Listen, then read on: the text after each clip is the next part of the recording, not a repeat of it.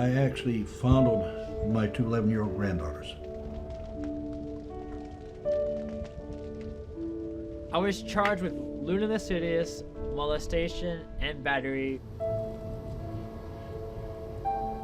I went to prison in 1998 for molesting my granddaughter, step-granddaughter.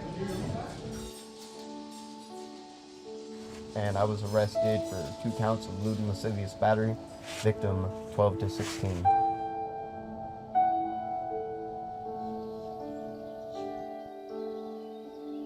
Deep in the sugarcane fields of southern Florida is a township they call Miracle Village.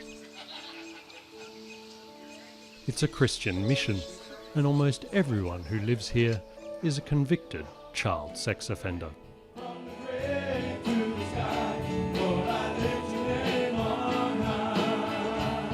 I had met this girl at the bar. Well, me and her started talking. She ended up coming back over to my friend's house. I had woke up to her at 3 o'clock in the morning before having oral sex on me, and me and her ended up having sex that night. Well, it turns out that my victim, she was 15 when I was 20.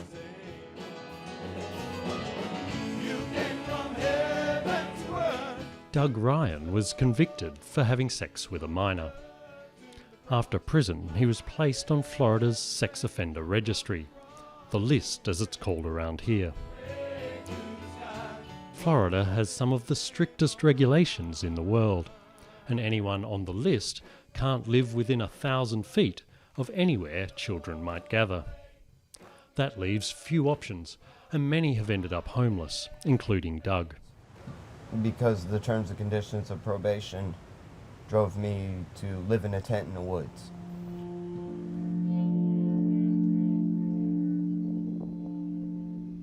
I was one of the top racquetball coaches in the world, and I had my own business and everything else. I got involved with my students. And I was old enough, okay? But these young kids today, you know, they're 18, 19, 17, 20. They don't know what they're doing. Pat Powers helped start Miracle Village 5 years ago in what was half-derelict housing for migrant farm workers. The idea for a group of convicted pedophiles living together came from a pastor who thought people like Pat were being treated like modern-day lepers. So he decided to start a modern-day colony just for them. And how many people have you got here, living here now? Right now we're pushing 130. We've got, this weekend here, we'll get a total of 4 new guys. How many applications do you get? We turn down at least 20 for everyone we accept. You don't have to commit a violent sex crime to end up on the list and in search of a home.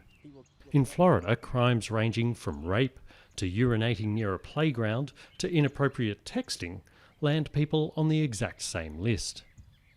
Pat's staff weed out violent applicants and serial offenders. Finally, they conduct a critical phone interview. We want to know, number one, okay, are you guilty? Because if you're not guilty, you don't need us. And if you can't accept the responsibility for what you did, you don't need us. You're not going to be fitting in here at all. Because everybody comes here has said, you know what, I messed my life up. I messed somebody else's life up. You know, I hurt somebody.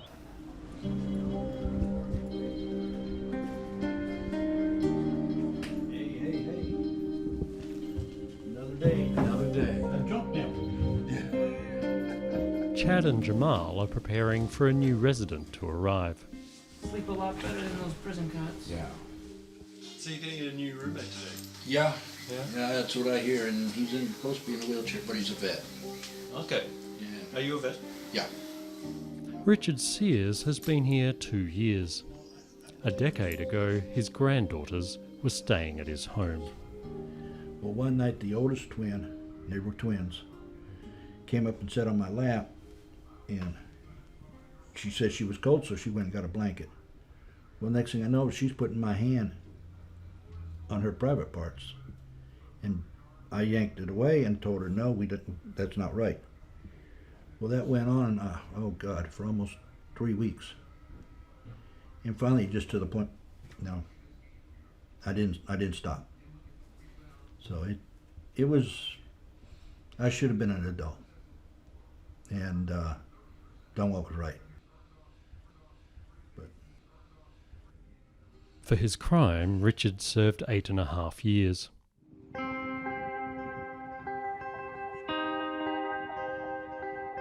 Six kilometres away is the small, struggling town of Pahokee. Many of the people here are scared and angry that so many child sex offenders have moved in nearby. So Miracle Village's residents go out of their way to make the new arrivals feel welcome.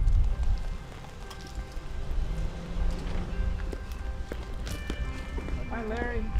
Today's newcomer is 72-year-old Larry Wilburn. He's had a long drive from prison. I'm glad to be home.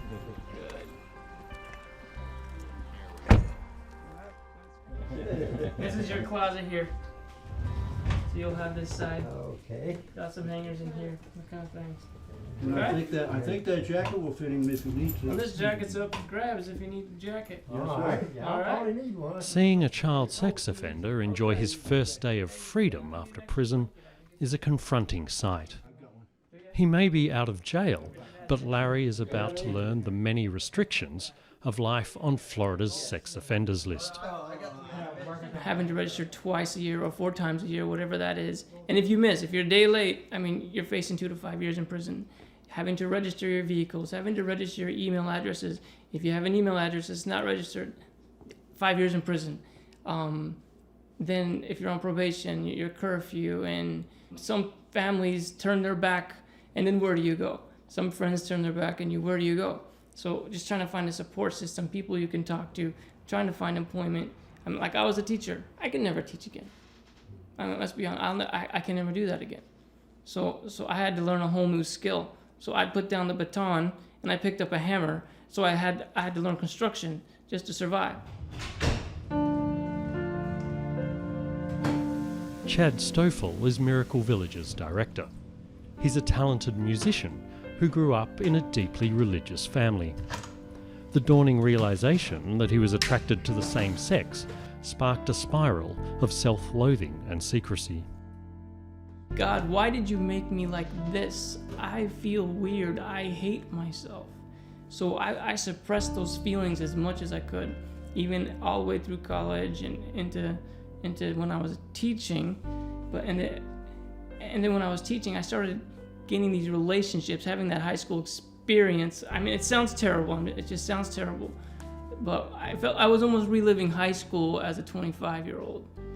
And I had inappropriate emotions and attachments to my students, and then I crossed the line. And when I did that, I broke the law. Was I going out of my way to hurt someone? No, I was trying to figure out who I was. And unfortunately, I created a victim.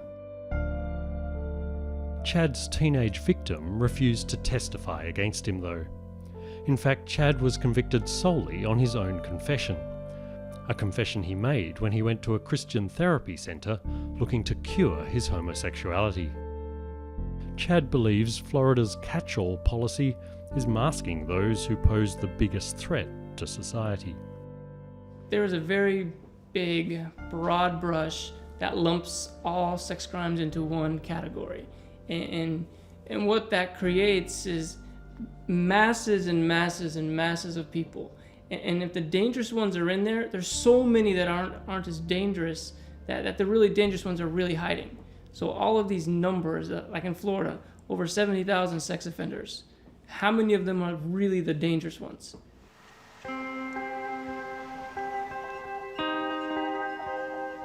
Over in Pahokee, there was little sympathy for Miracle Village when the town's new Methodist pastor, Patti Auperlee, arrived 3 years ago. We have 3 daughters. I was molested as a kid, so I hear there's a bunch of sex offenders around. You know, you think about crazy people running loose all over, and watch where you're going.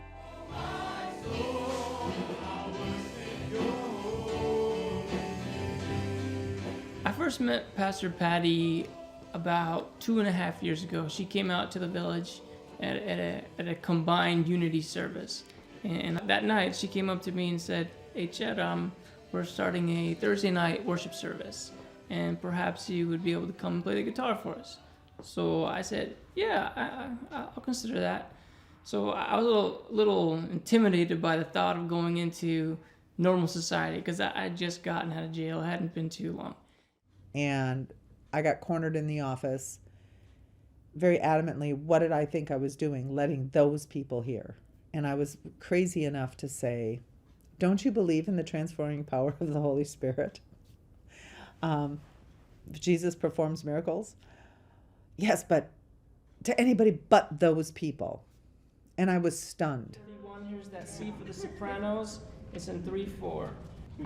Here, 1, 2, sing. 2.5 years on, and tonight Chad is leading choir practice at Pahokee's Methodist Church. Alright, we'll try that again. Try that again.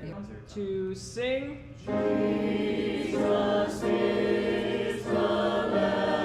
2, 3, 1, 2, and. For Chad, it's a second chance to pursue music. Listen to the altos. And it's not the only example of Pahokee forming ties with Miracle Village. Oh, it's great. The weekly church dinner is now made and served by convicted child sex offenders. Even for Patti, these relationships can be challenging. She personally knows one of the victims of a Miracle Village offender, and she wrestles with the limits of forgiveness. I struggle with the stories of Grandpa who played touchy-feely with the grandchildren. Yeah, I want to smack them. Yes, what they did was wrong. Nowhere are we saying that's not wrong. But they were judged already by the court system. They've paid their a lot of them changed in prison. Prison was good for them. They don't want to go back to that. Pastor Patti is more willing than most to accept people with a complicated past. But her elderly conservative congregation now seems to be following her example, making their peace one by one with their sex offender neighbours. It might be hard to believe, but Pastor Patti now sees this whole process as a blessing to her congregation. It's been recently. One of our government guys came up to me and said, I am so sorry. I had been sitting back, tolerating, and convinced that I'm a blessing to them. And it just hit me today. They're the blessing to us.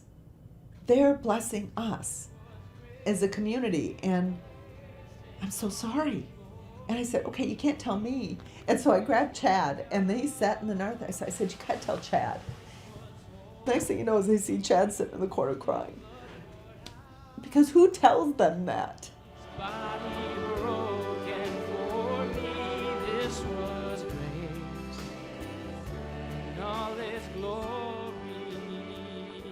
And when Patti decided that she was going to stand with me through that, it meant the world to me. I have so much respect for her. I would be loyal to her till the day I die, because she proved what the true love of God is. She really proved it.